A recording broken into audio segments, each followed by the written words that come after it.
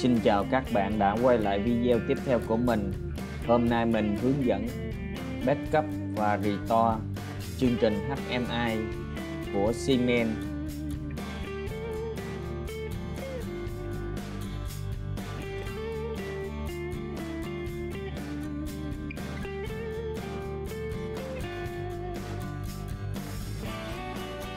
Màn hình có một cổng kết nối RoPanet,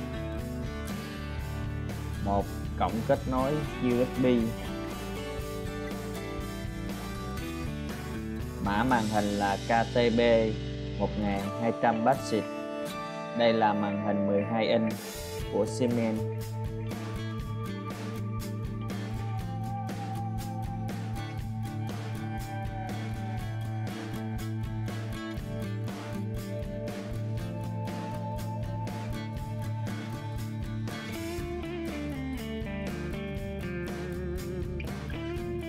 Tiếp theo các bạn mở chương trình.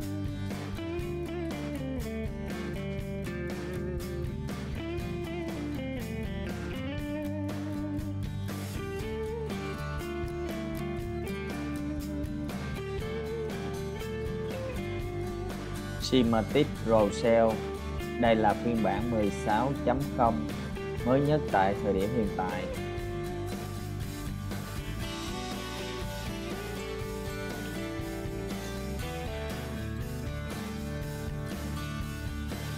Ở một device thay, các bạn chọn màn hình là KTB 1200 Basic. Chuẩn kết nối là BNIE.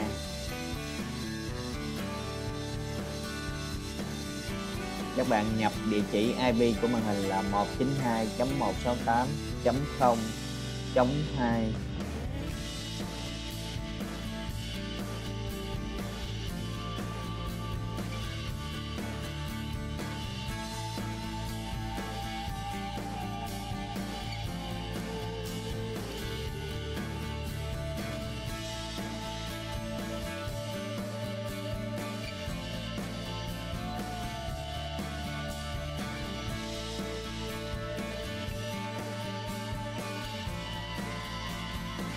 Các bạn vào chỉnh lại địa chỉ IP tỉnh của máy tính trùng lớp mạng với địa chỉ IP của màn hình là 192.168.0.150.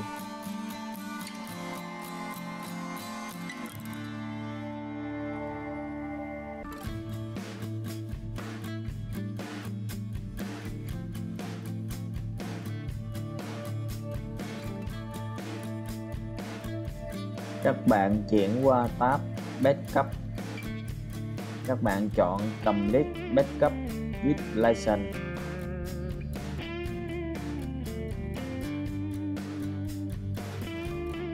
Ở Shell Add các bạn chọn thư mục lưu cái file backup này.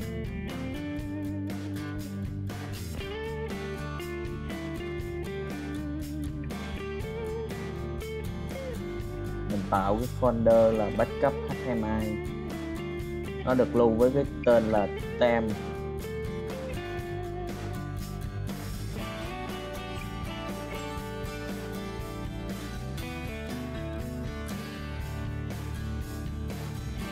Sau đó các bạn nhấn Start Backup.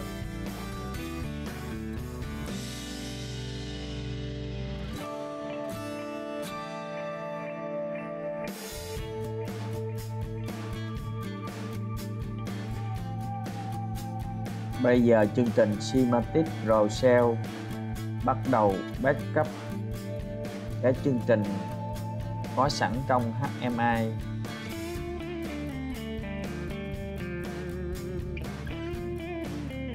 Đối với HMI của Siemens thì chúng ta chỉ có thể backup and restore lại cùng mã màn hình với màn hình đã backup trước đó.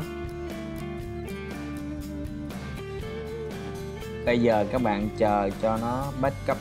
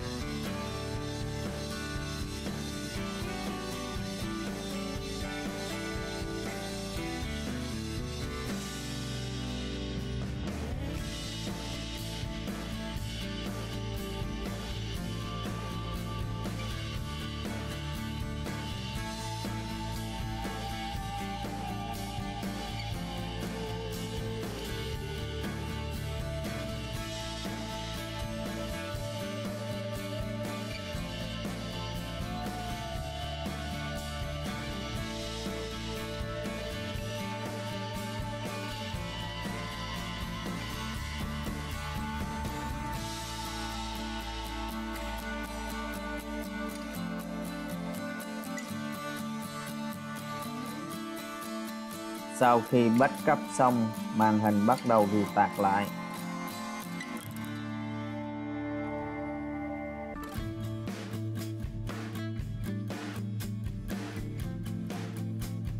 Tiếp theo mình sẽ hướng dẫn restore cái file mình đã backup vừa rồi. Các bạn chuyển qua tab Restore.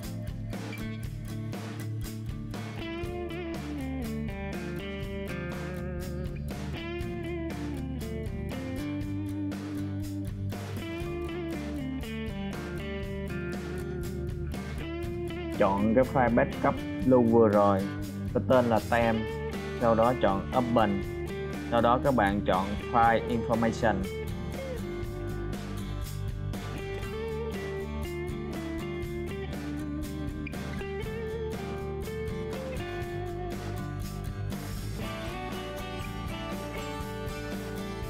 Sau đó các bạn nhấn Start Backup. Các bạn chọn Yes.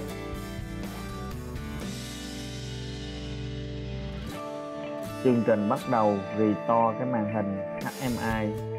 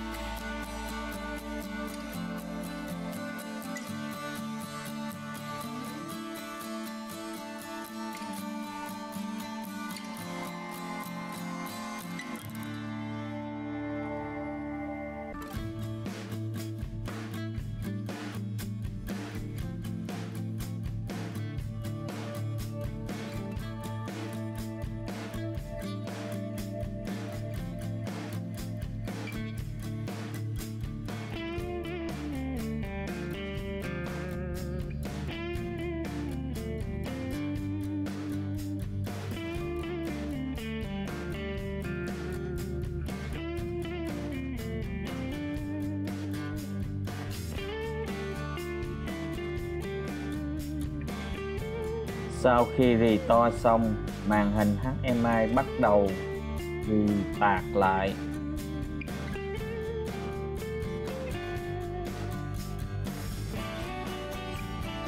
Các bạn chờ màn hình nó khởi động lại. Các bạn nhấn Start.